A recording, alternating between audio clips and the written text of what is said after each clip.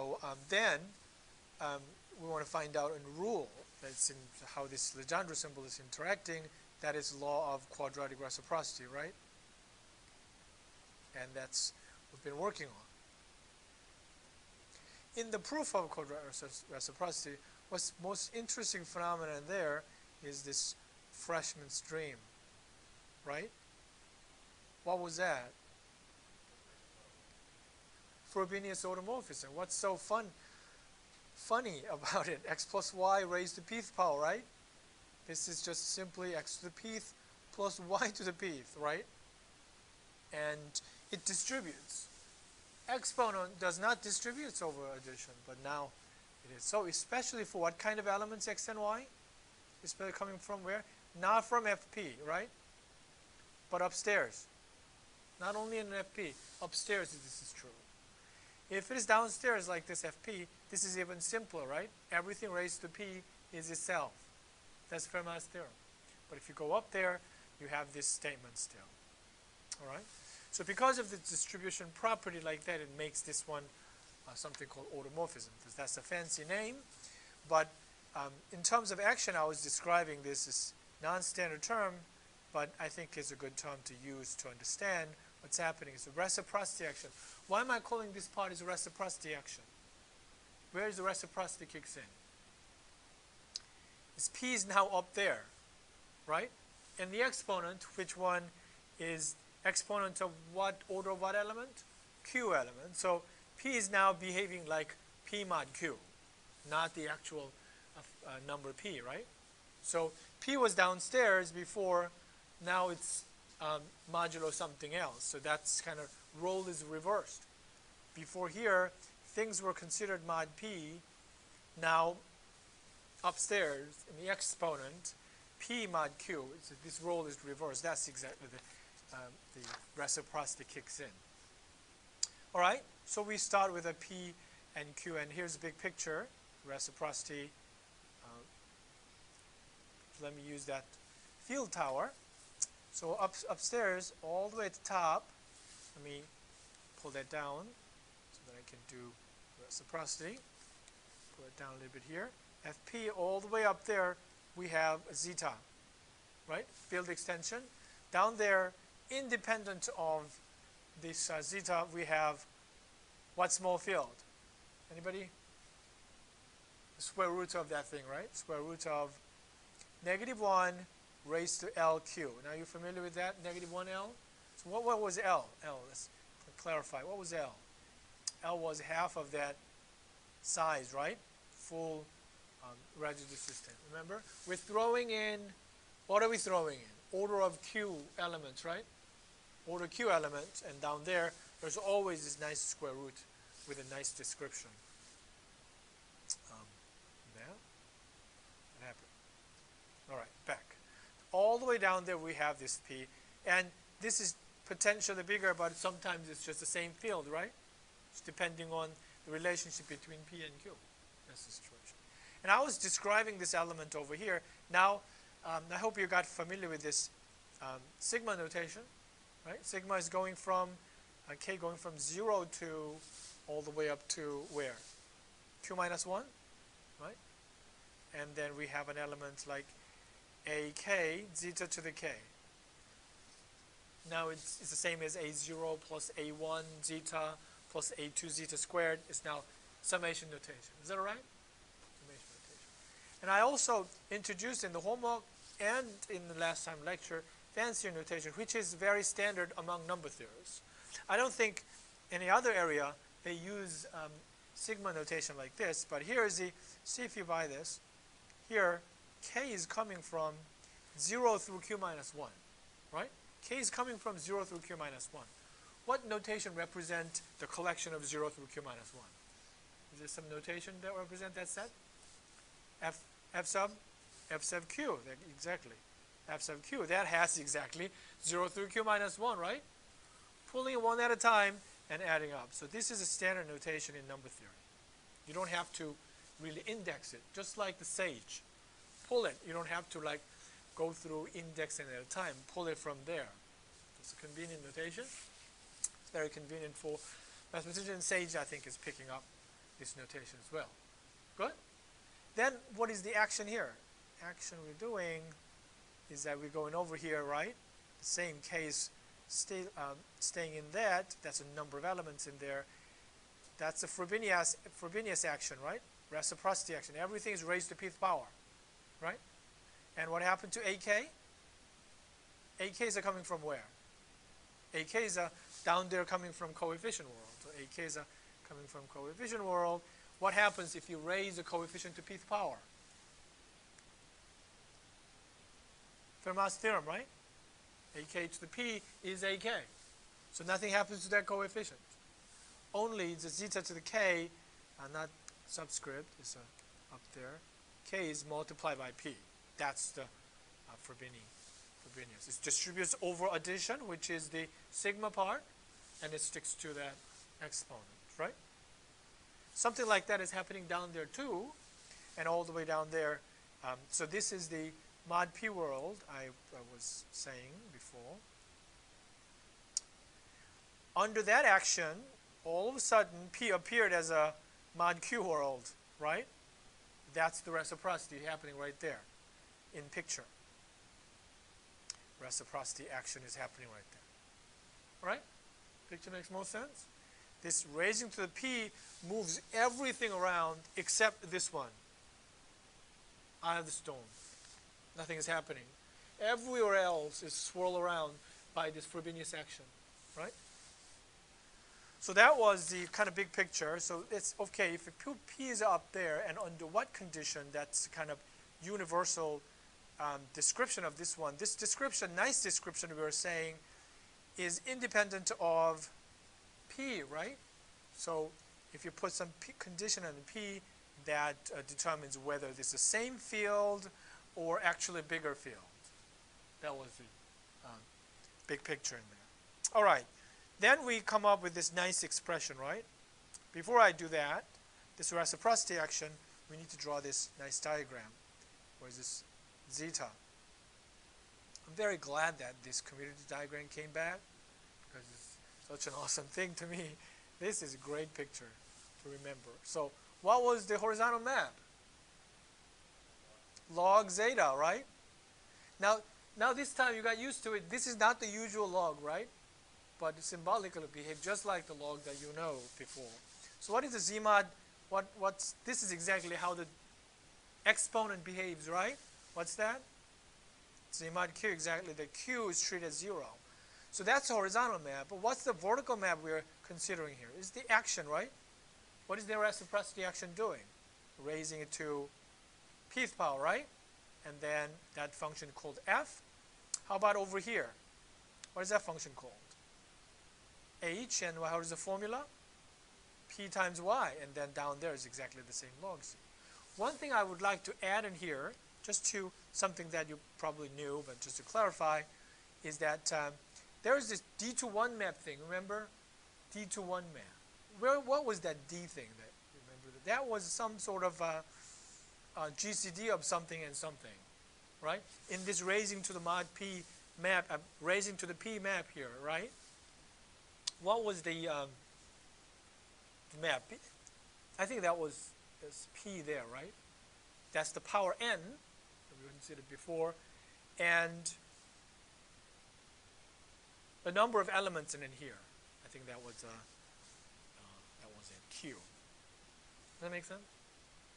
Okay. So that's the kernel size. Remember the kernel stuff? If there's actually non-trivial kernel in there, it's going to be d to 1 map. So what is d here? GCD of p and q. 1, right? So kernel is trivial. Anything under that map, p times y, that becomes 0, is a 0 itself. There's nothing else, because p has a multiplicative inverse. So that concludes, from there we know 1-to-1 map. That's the easiest d to 1 map, right? 1-to-1 map in here. Well, it's called permutation, right? If it is 1-to-1 on the same size of the set, must be a permutation. So, but we've been using this permutation property, and I've said a couple of times. So that was kind of everything in the one picture, big picture. This is what's happening here right now, right? And then some detailed discussion. From here is very detailed discussion. And later on in some higher mathematics, they can avoid this detailed version. But that's how Gauss first came up with that idea, which generalized to far beyond. And later, they could just use this Frobenius structure and conclude whatever that Gauss could do. But right now, we're going to historically approach and give some respect to Gauss and then keep learning to that direction. So with all that, we have this wonderful description, right? What was that description here? Let's go back. We'll come back to that picture. All right. I'm feeling that all of us are beginning to understand this wonderful theorem. That's a great thing. So how was the description? That square root, right? Square root negative 1LQ. Is that right? All right, let's pull this one out. There is this power, z to the, remember this thing. Let's go for easy part first, right? Easy part is that 1 minus zeta to the k, is that right? K or y. We have the product of all that thing, right? Showing up. So where is y is pulled off? What is the description for that good set? Y is pulling up not from 1 through q minus 1, but half of it, right? That was called set A. All right. So why don't we write down somewhere here for that discussion, maybe set A. We're going to do that down here. All right, for that discussion. Yes, A is 1 through where? L. Thank you. B is rest apart. L plus 1 through rest, right? Excellent. So that's another notation that we already used that notation. We're pulling, and that's a product notation, capital of the Greek letter pi. So who remembers the exponent of zeta pi? That's all collected out from the other half. There was a negative 2 inverse, right?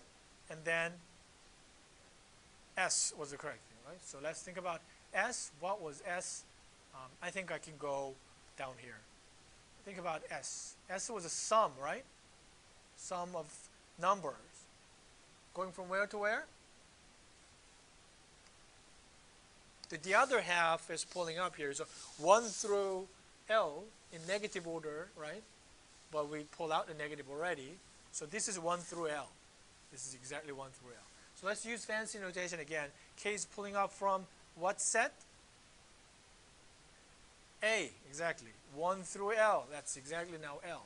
It's pulling up. So this is a nice notation. So this is a description, right? It's a nice description. And then we do action. So that's, let's see. That's what I want to do. Before we do, we do action first. What power are we raising from here? So let me write it down to summarize it. We raised to p minus 1 power, right? Why was that? Not raised to pth power? Because left-hand side becomes Legendre symbol. That was, if you raise the left-hand side to p minus 1 power, because of the square root, we get negative 1 LQ raised to what power? P minus 1 over 2, right? Because of the square root. But anything that raised to p minus 1 over 2 is a Legendre symbol, right? So that left-hand side becomes a Legendre symbol of what? Mod P there, right? Because the whole thing is taking place in a mod P downstairs, whatever. So right-hand side is that now we have zeta raised to negative 2, 1, and p is multiplied to that sum, right? Then because of the freshman stream, we get everything in here with p times y. Does it look like a correct summary? P is distributed over the exponent, freshman stream, right? You can ignore this plus minus thing. It's all distributed like this. And then we worked hard on this part last time, right? So we looked at, okay, we have A there. So let's go back to that picture in here and change the blue color, and the green is good. So we had split is that G mod Q to A and B, right? A and B, and A was half residue, kind of, and B was the rest of the part. And then we're doing this map of multiplying by P to that exponent, right? And some of them land in A, right? And some of them land in outside of A, right? That was the situation. So we use a notation like this. So this is what we're looking at it here. What, where do they land in? Is it some land in A and B? So we looked at this notation like this. HA, these are the image. This is function H. We look at the half set, and this is split it, right? Some of them land in A. That's the notation, right? What is it called? Wasn't that C1, right? C2 wasn't the other one, right? C2 was, we want to bring it back by switching the size, so we bring it back to A here, right? Under what map was that? H prime. So we have something Y that is bigger than L, then what was the map? How do you flip that size? Q minus Y, exactly. Q minus, that was the map. So if you hit that HA that lands in B with H prime, that will bring that into the A back again. Wonderfully, they have no overlap, right? That makes it comprise the full set A back. From there, we have this expression.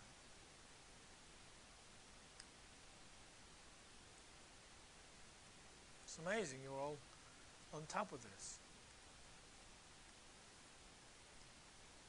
All right, let's go to the next part. So from there, we realize that a lot of hard work of calculating and looking at all that. We have this Legendre symbol, or plus minus of Q, mod P, is now this whole thing, this product, all put it back to full set, right? Before we have Py is up there, but whenever Py is bigger than L, we flip that size and pull out negative all that. We pull it back to the set A through this C1 and C2, right? But how many of them was pulled out was exactly the number of these things, right? If it's already landed in C1, we didn't touch it. But if it is outside A, we flip the side. So there's a lot of -1 potentially kicks out, right? How many negative ones that kicked out? Was a mu, right? That was notation in mu. Number of elements here is a mu. So that's the copy of flipping sign. So they piled up here. Does that make sense? Yeah, that's in that process of getting everything back, we flip this many signs. Kind of make sense? And then in that process, we also pull out lots of z to the negative thing, right? Z to the negative stuff. Is that right? So they pile up. Or originally there is this thing. So let me even slide this one back a little bit further so that we can fit in everything. So there's a zeta. There's a -2 inverse PS. That was already sitting out there, right? So lots of zeta is pulled out as we flip that sign. Right? So what was that? Anybody remember the notation for that? Last notation. That something comes after S. T, right? Was a T, was a negative T, right? So let's write that down, T in here. T is a sum of zeta to the negative you're pulling out, right? But without negative, it's just only a T. So these are really Y's, right? What kind of Y's are we pulling that out? Something that's bigger than L plus 1, right? Bigger than L. They're pulled out. So what's a good notation for that? Y being pulled out. Is that C2 that we did? Is that? Yeah, because of the negative, it's already there. Yeah, we flipped the negative, so this is correct. C2. C2 is correct. Originally it was this in here, and we flipped it so that Y becomes that we flipped it. Correct. So this was that. That's how it's pulled out, right? And then we acknowledge that that was in the denominator. I forgot to put that alpha inverse. Sorry about that. Remember alpha inverse? We raised to p minus 1 power. I'm only raising to pth power here, right? What happened to the -1? I missed that, so I'm putting it back here, alpha inverse. Is that right? Okay, let me go back in his mistake. I raised to p minus 1 power, so that's the Legendre symbol. Here's a p minus 1 power right there, right? But I'm raising pth power here. So -1 should show up here. So everything in the -1 is denoted by alpha inverse. So I'm going to put that here in alpha inverse there, right? that. And t is denoted like this. And if you look at alpha, which is this expression right here, the whole thing is alpha, then you see this entire copy showed up here, right? So they cancel. This entire copy of 1 minus zeta y copied exactly in different orders, they cancel. So from here, it's that's how much we did last time, right? Summary. So we proceed in here.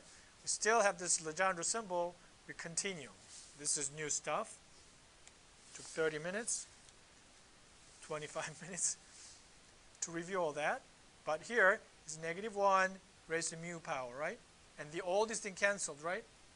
With that. So what's left down there? If you look at alpha, these guys are alpha, and they're gone. And only you're left with this s part in there, right? Right, the -1, so it's going to be positive. So I'm going to copy this entire thing, zeta, the -2 inverse, p times s, minus t there. And what's coming from alpha inverse? Let me show you alpha again. This is where the alpha is. We cancel all that. It was in the denominator. Therefore, this one changed to positive. Does that make sense? Alpha inverse. That becomes a positive 2 inverse s. Is that all right? Any question? Good? Yeah. Alpha was this whole thing. We're doing alpha inverse. After you cancel out, inverse will make this one positive. So they stuck to this one. All right.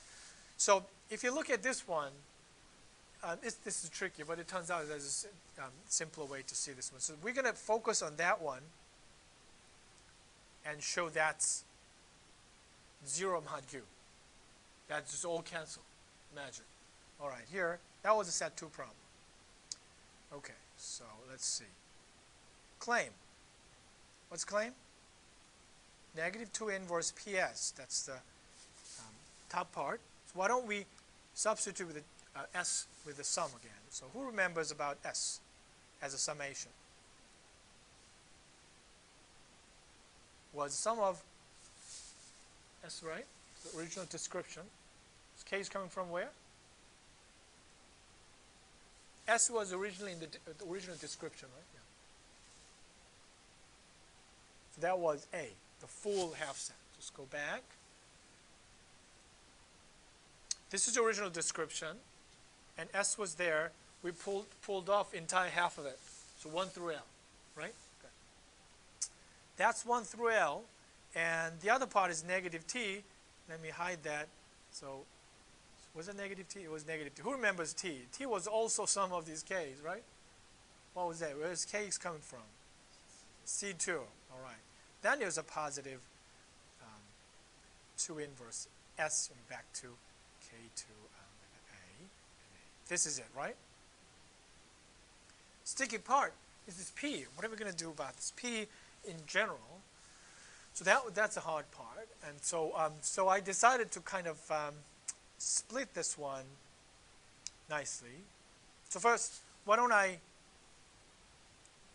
we're claiming that this is 0, right? In where? Where is this happening? Exponent, right? All exponents. So what kind of world is that? C mod Q world. That's where it is. Good? So mainly this is happening in here. These two terms, rearrange it, becomes negative, and it cancels, right? So here's a proof. We focus on the first two terms. So here's a -2, inverse P of that K from A, K. Just copying that from C2 and K. All right? Just copy the first two terms, then rearranging it. So I'm going to put that P inside. Would that be all right? That'll skip, help us PK in there. P is constant relative to that index K, right? Let me put that over there.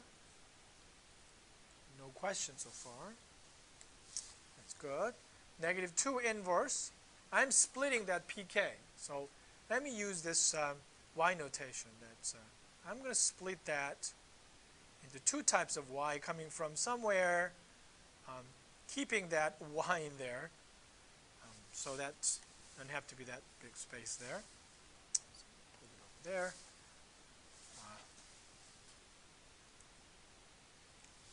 All right, y coming from the second set. We're heading toward to C1, C2 split, right? But before you head to the C1, C2 split, in the middle, how do we split it first? HA, A, something that lands in A, is that right? So this whole thing is about PK. What happened to the half register set, multiply P, where do they go? Anything that lands in A, right? Anything that lands in B, that's perfect split, right? It's good split. And here is the negative of K going through C2 and K. Good? So that I can do the treatment, pull out C2 and compare with what's outside the parenthesis, right? Which is sum over C2. Does that make sense? All right. So let's do the transformation in here. Negative 2 inverse. How about this one? This is already C1. Anything lands in an A is called C1, right? No transformation. So here's the y is C1. That's exactly the definition of C1. So we're going to keep that guy. But what are we going to do to the next part? Index goes like this. What can we use this index C2 here instead of? Maybe I should call y prime. That's so they're not confused. So what is the relationship between y and y prime? Anybody? So hy is going to be y prime. Remember that part? Right? Then it flipped the sides. And what was the formula? Q minus y, right? Q minus y. Our goal is that rewriting y in terms of y prime, new index, which is already in C2, right? So what's the formula here? Y equals what? Q minus y prime, right? So that I can replace all this thing with y prime. So here's the formula Q minus y prime. Is that all right? All right. Again, index y is equivalent to, kind of related to y prime in that way. One-to-one correspondence, so we can rewrite it like this. Correct? And remember, this is happening in where? In what world? In Z mod Q world, right? Z mod Q world. But, so what can you do about that Q?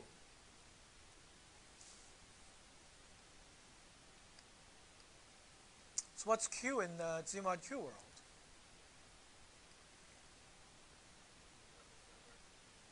Isn't that 0? You know, Q mod in the Z mod Q world, the Q is a 0, right? So you can kind of ignore that just to see what happened to the calculation. All right? So our map was basically y going to negative y. But we wanted to pull out positive residue so that you can see that it fills up the entire system, things like that. That's why we stick to that Q minus y version, right? Not negative y, so that it makes it, we have this A back again. But here, just for computation, this would be easier. So let's do the next part. Negative 2 half in there, then, so I'm going to split it here. So negative 2 inverse multiplied to the first part. And the second part is a negative 2 inverse. And now this y prime is a dummy variable, right? It's coming from C2. So can I write it here, C2, and negative y, negative z positive together? I was wrong. It's a positive together. There's a negative there. There's negative outside, right? Together is a positive. And there's a negative. And k comes from C2. That's t. That guy right there is a t, right? All right. So far, so good? Any question? All right. So what do you see? Something common showed up? Isn't that right?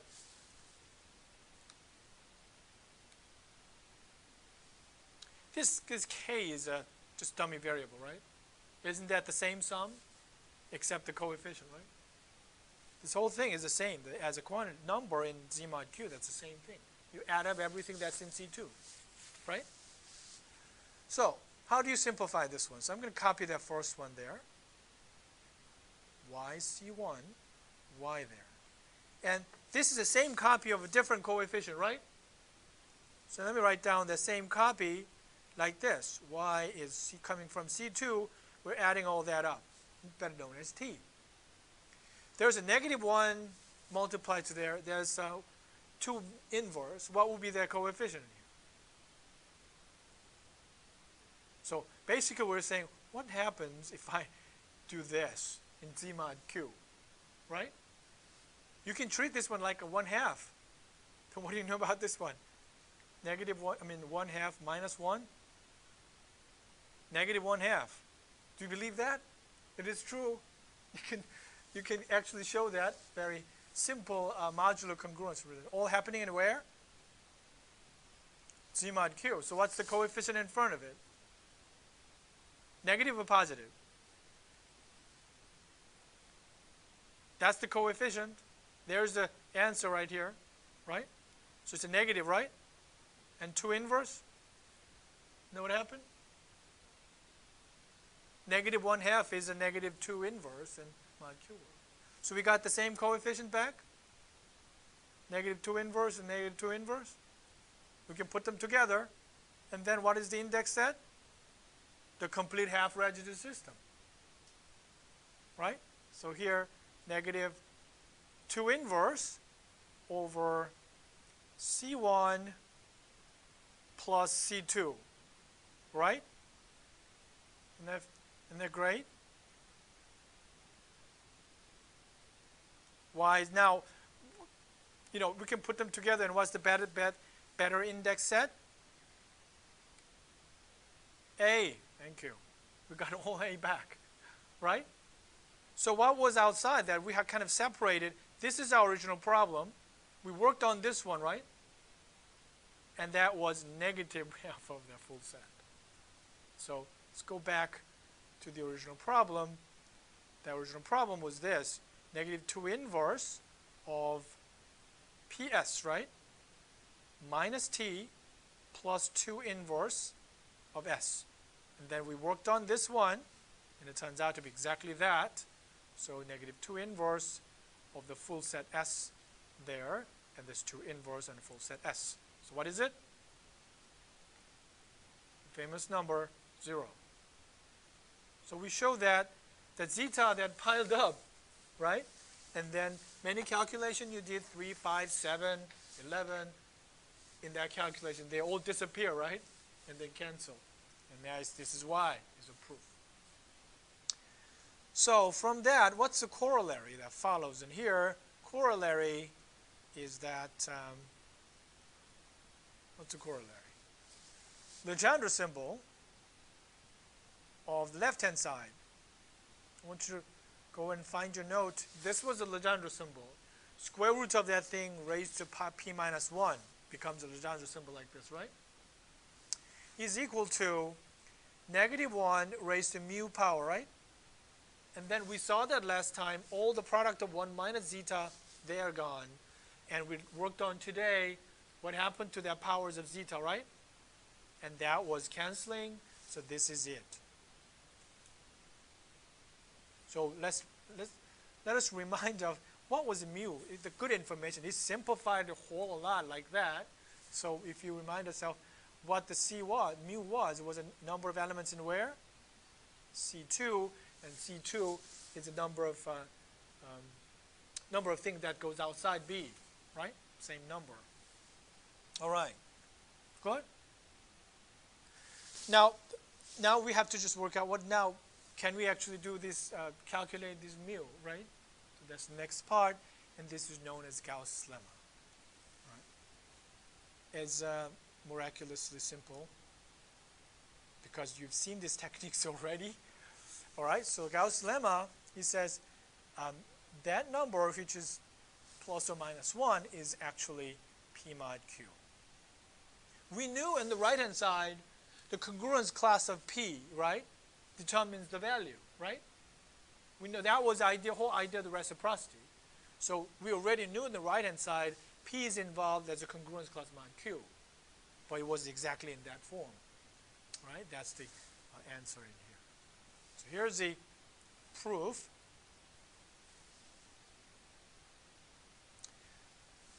It's about looking at that set A. You know what A is, right? So we do that P, multiplying by P, we're back to this commutative diagram here. Commutative diagram.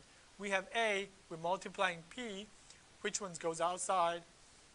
That's the number of things that's mu, right? So here's going back. There's a lot of scrolling down here. So that was, what was this set? Here's P times H. This is a fairly standard notation, right? P times A. We're multiplying P to everything that's in A. So we get P, 2P, all the way up to where? A is only half of them, right? So LP, sounds reasonable? Right. LP, and how did we prove the Fermat's theorem? The technique is similar, and all of a sudden they're just pulling out this technique in here, so it's kind of little abrupt jump in the argument. A to the P minus 1 equals 1. That was Fermat's theorem, right? The idea was that here is the complete residue system all the way up to P minus 1 multiplied by A, right?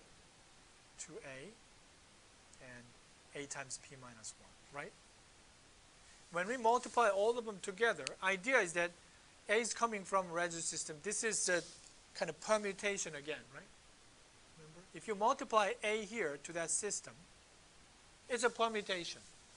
So if you multiply all of them together in here, then you know it is, if you multiply them, it's the same thing as 1 times 2 times P minus 1. It's just this number in a confusing order, right? But if you multiply actually this one, then you pull out A to the P minus 1. And this P minus 1 factorial cancel. That was the proof of Fermat's theorem, right? Okay. So something like that is pulled out here. So we're going to multiply all that.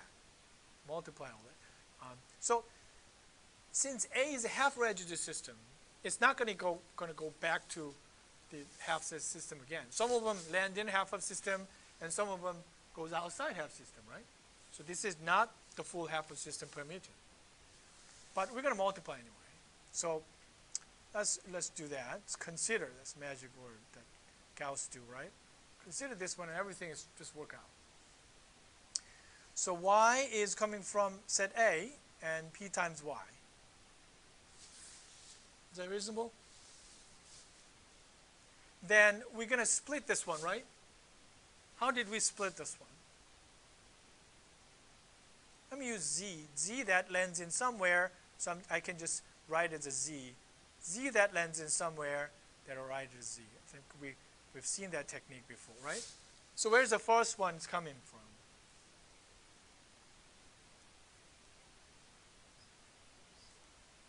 HA is C1 exactly, but let me write HA version, so that's more, you can easily compare it. HA, that lands in A. That be right? HA, that lands in A. Then next one would be HA, that land in B, right? So far so good. Now we're switching back to C1 and C2 so that we can put them together. We've seen that technique, right? So let's write it here as in terms of y now. Y is coming from C1, dummy variable. We're multiplying y there, right? What are you going to do about this guy? We rewrite it just like before. Y prime, we're hitting H prime there. So Q minus y, right? So y is... what is it? Q minus y prime? Is in there? So let's rewrite this one. If these are, y's, go back and change to y. I don't know why that z there. Y is there, so these y's are in there, but if you hit it with y prime, so let's rewrite y prime. Y prime is coming from where?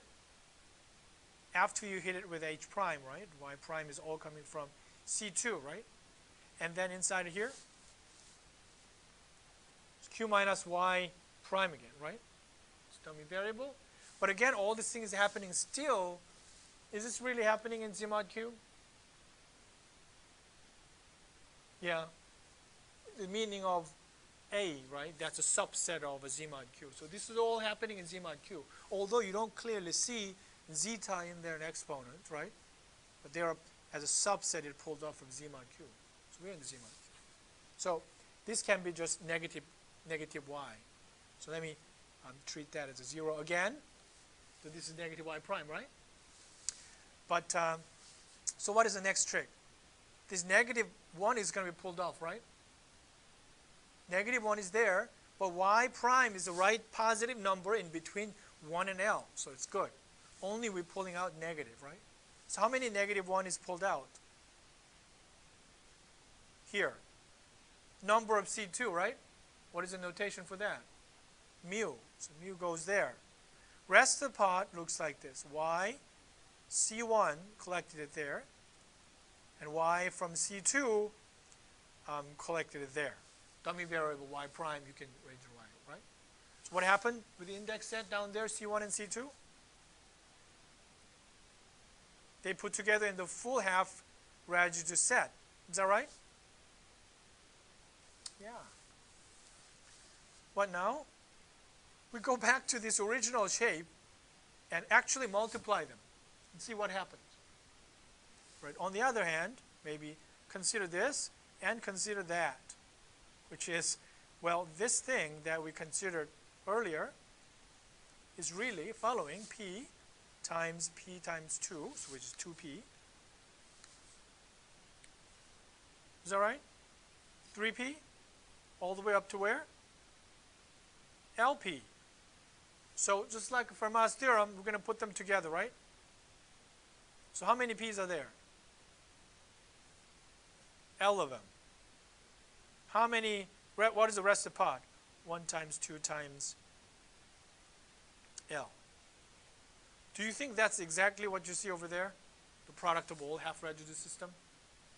Right? So that's exactly half residue system right there. All right? But these two things are the same thing, are they not? We looked at these two things, the product, and we played with the regrouping the index and the symmetry of a flipping number versus you actually take that raw form and then we multiply them together, right? So let's set them to equal to each other because they're equal to each other, right? So here, what is the first version? The first version is negative 1 mu, therefore, and product of all that in the half residue system is equal to, right-hand side, P to the L pulled off, and product of all residue system. Make sense? And they cancel. This product cancels and they leave you a clear idea about what that negative 1 raised to mu is, which is P to the L, right? P to the L, right? So who remembers about L? Q minus 1 divided by 2, right? Who knows what this one in a different notation? P raised to the Q minus 1 over 2. Legendre symbol. That's a miracle here. P over Q, right? Isn't that the Legendre symbol? It's all happening in mod Q, so that's the Legendre symbol.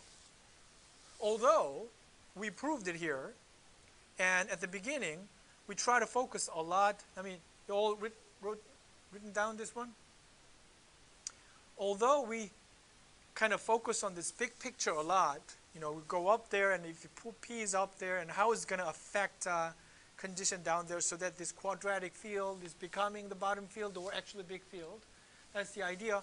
To pull off that P mod Q condition was a lot of mumbo jumbo here. It's a lot of calculation, right?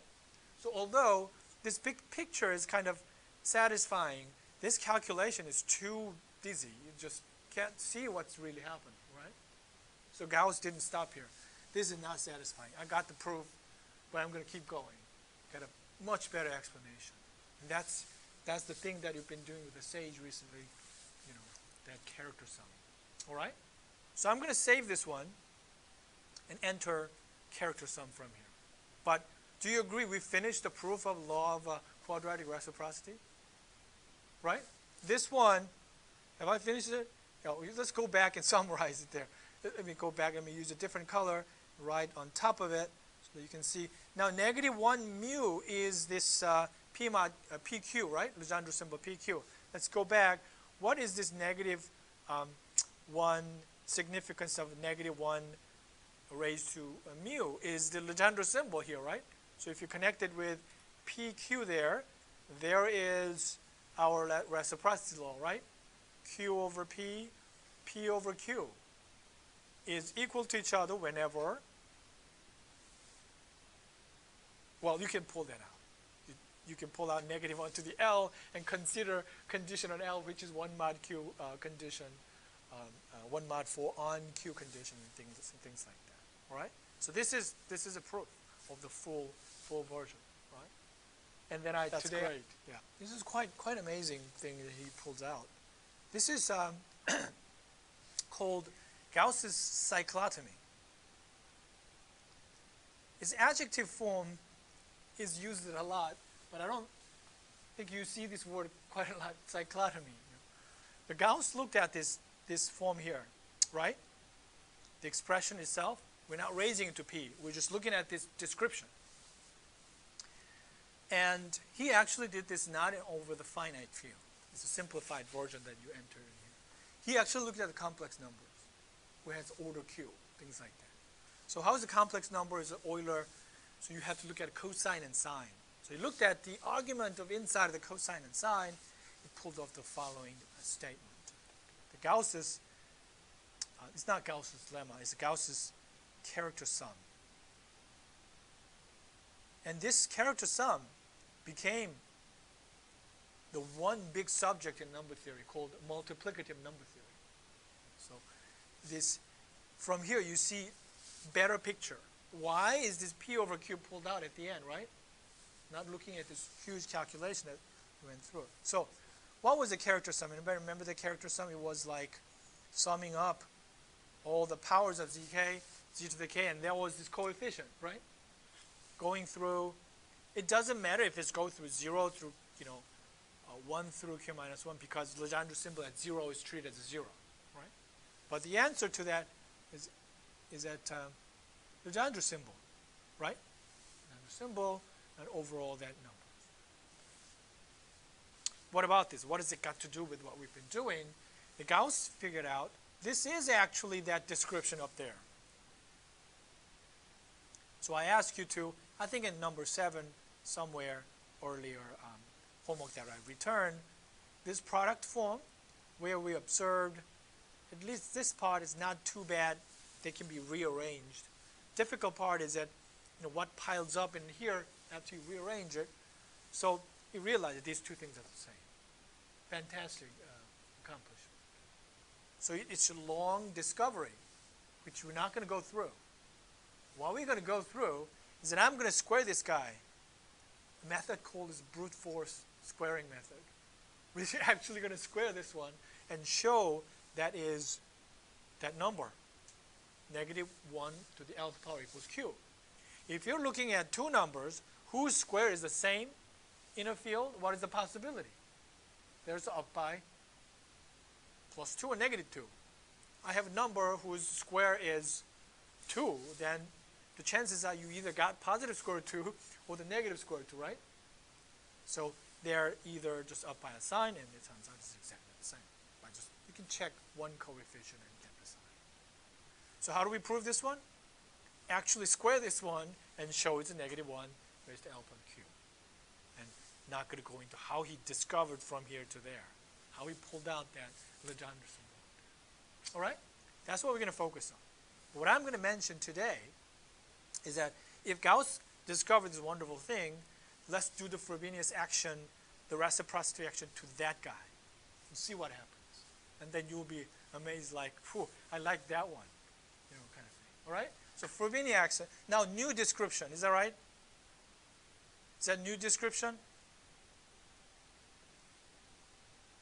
Showing some gratitude to Gauss. There's now we have a new description. What was the reciprocity action then? reciprocity action is that, let me copy that down for you. So what we got here is that p minus 1, what was the left-hand side of the reciprocity action? Remember? Was negative 1 LQ, right? Over P. That was the right-hand side, we have this product thing with P multiplied and all that, right? No. I was ahead. I'm sorry. You can kind of create a space, and we're going to put this one below and here. And what I was trying to say here is that we got this new expression, negative 1 raised to Q, is now this one in here. Before we take the square root, right? Yeah, this is square root pod. That's what it is. Here's a square root pod, and there is yeah, this is a square root pod, right? With all the half part, yeah. Sorry about my confusion. All right. This is the key. This was a square root, so that is now under Gauss, and we have this expression, right? So what I was doing with this reciprocity action before is that we're going to raise this everything to the pth power and divide it by alpha, right? Correct? So let's do that. We're going to raise the pth power and divide it by alpha. I think we have, no, let me just make sure I have time. So these are all addition, right? These are all addition. What happened if you raise sum of q things to raise the pth power? Is that complicated? No, it's now freshman stream. Is that just individual term is raised to pth power, right? So can I just write it here like this, simply? Q minus 1. All the individual terms raised to pth power, right? So zeta to the k raised to pth power. Good? What about this number? What kind of number is this?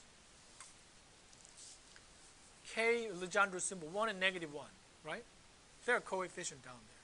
What happened if you raise this coefficient in Fp to the pth power? Fermat's theorem. Nothing happens, right? So that just stays.